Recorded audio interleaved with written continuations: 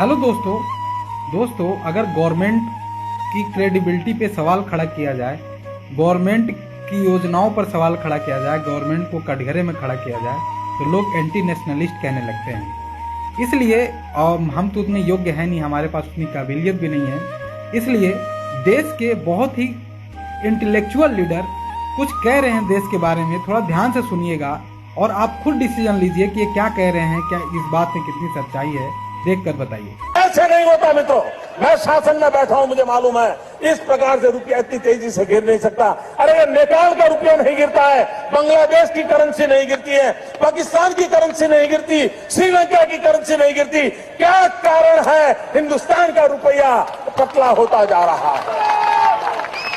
ये जवाब देना पड़ेगा आपको, देश आपसे जवाब मांग रहा है। अब बताइए दोस्तों, अगर मैं ये बात कहता तो आप हम मुझे एंटी नेशनलिस्ट कहते और कहते कि बहुत सी ऐसी चीजें हैं जिसपे तुम्हें नहीं दिख रहा, गवर्नमेंट बहुत अच्छा भी तो कर रही है। लेकिन इनके बारे में आप क्या कहना चाहते हैं? क्या इनको भी एंटी नेशनलिस्ट कहेंगे आप, या ये कहेंगे कि ये धर्म विरोधी व्यक्ति है? इनके लिए भी कुछ कहना चाहेंगे आप?